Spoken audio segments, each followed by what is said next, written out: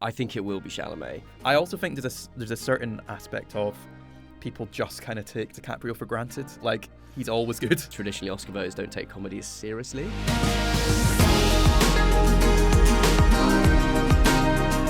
So when it comes to Best Actor, Yeah. This has been a really interesting race for me because for a long time, going back all the way to the start of the year in the Golden Globes, even the end of last year and all the kind of Critics' Circle Awards and all that stuff happening, Timothée Chalamet looked completely unstoppable. You know, if anyone was going to stop him, there was talk of maybe Ethan Hawke in Blue Moon, possibly Wagner Moura, who won a Golden Globe for drama. It now seems late in the day that there's a surge for Michael B. Jordan, and so it looks like it's Chalamet versus Jordan. Yeah. Which way do you think it's going to go? I think it will be Chalamet, but in a strange way, I think if the Oscars were 3 weeks from now rather than this Sunday, I actually think it would probably be Michael B. Jordan, in that I really feel like there is momentum with him off the back of winning at the Actors Awards, and just generally, also, it feels like Timothée Chalamet has annoyed a lot of people on his press tour. He said that comment about not wanting to do ballet and opera, which I think if you go online, particularly on various social media platforms, he seems to have annoyed a lot of people with I think that was taken out of context, that quote, I have to say. I think some of the backlash to that has been over the top. But anyway, that's another matter. I think if you read the quote on itself and you just read it, it's bad and it's sort of at best ignorant. But when you think about what he's trying to say... which he comes from a dance family exactly, as well. Yeah. So anyway, we digress. We digress. But yeah, I do think he will prevail. I think what's really interesting to me is that it feels like at no real point in the last few months have we spoken about the prospect of Leonardo DiCaprio winning, which is strange because he is essentially the lead, although actually he's not like a lead in a traditional sense in One Battle After Another, but that is the film that is probably most likely to win Best Picture. So it's sort of, on the face of it, you would think, right, well, if there's a Best Picture film that's going to win and Leonardo DiCaprio is the lead actor in it, it would make sense that he would have much more of a shot, but it really hasn't felt like that. I personally think it's probably because his performance in that film is too funny. Yeah. And traditionally Oscar voters don't take comedies seriously. Yeah.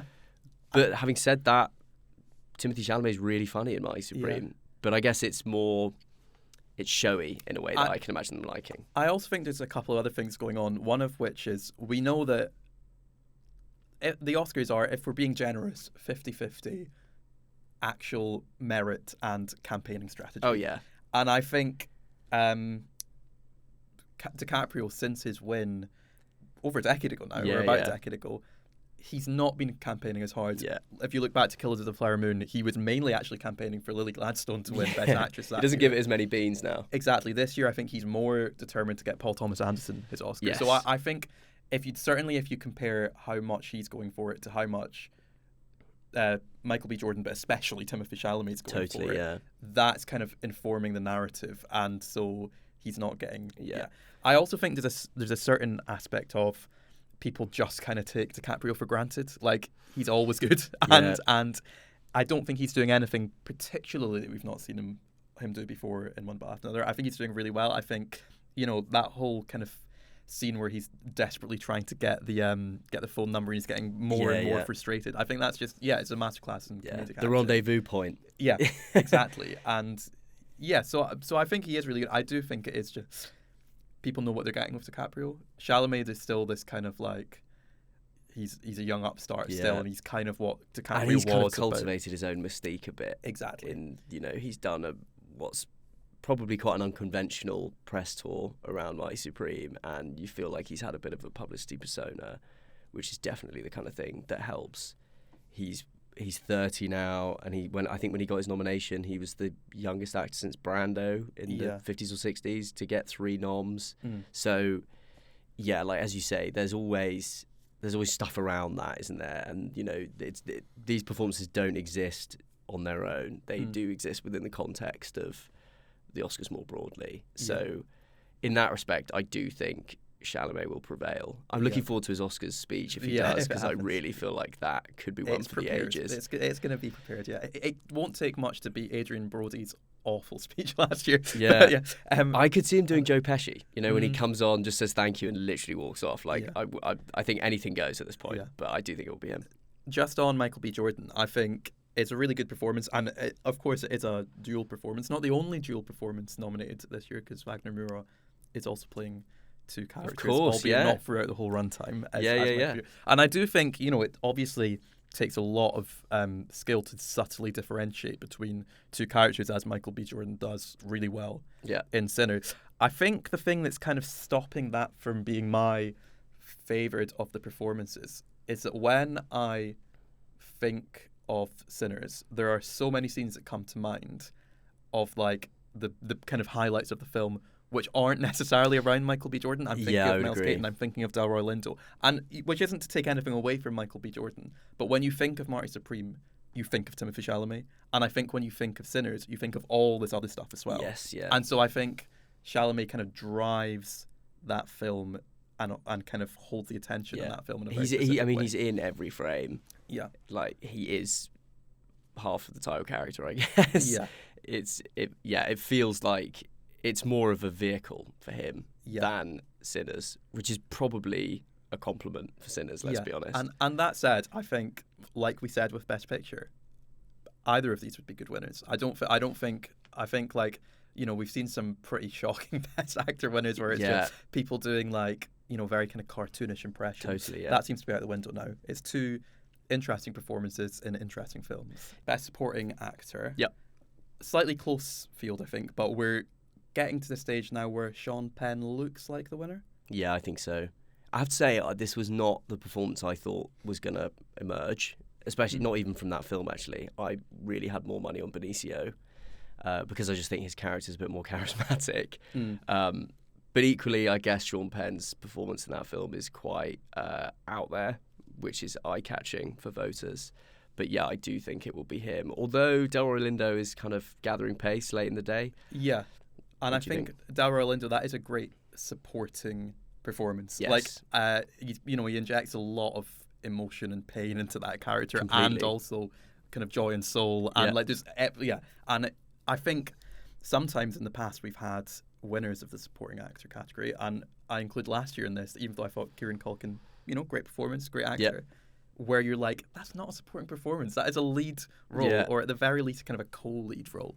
You could argue that for Sean Penn. You can arguably argue that for Sean Penn. I would say you could definitely argue it for Stellan Skarsgård, definitely, who is the male lead of that film and drives a lot of the action. I think it's sometimes a bit more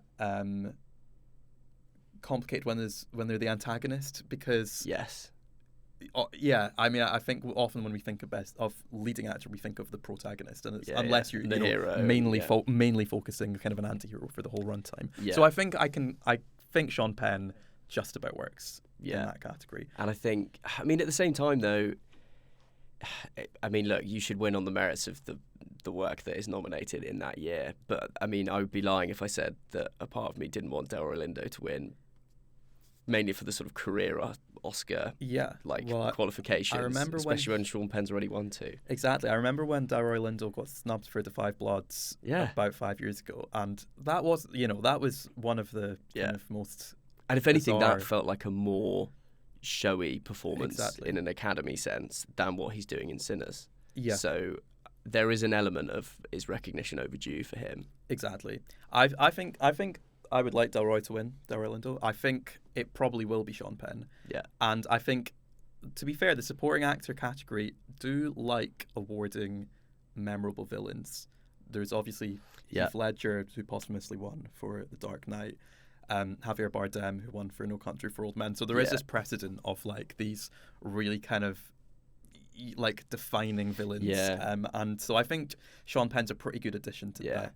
I think there's quite a neat little parallel as well with No Country for Old Men, because what Sean Penn does in that One Battle After Another is actually, especially in terms of like the sort of chase and pursuing, is quite similar to Javier Bardem's performance in that film. But what's funny about it is that was the film that beat There Will Be Blood, which meant that Paul Thomas Anderson didn't win Academy Awards for the film that I think was probably the one that most people would expect him to back in the day. So yeah, there's a sort of slight full circle sentiment around that, but I do think it'll be him. Yeah, and it's a very kind of like twitchy, kind of physical, quite like viscerally repulsive performance. Yeah, so he it's really certainly goes one for that it. people will note. Do you know what I mean? And it's quite eye-catching. Yeah, so. exactly. I do think it will be him, but I'm not saying that with 100% confidence. Yeah, and Stellan Skarsgård again, very popular. He's been, in so many great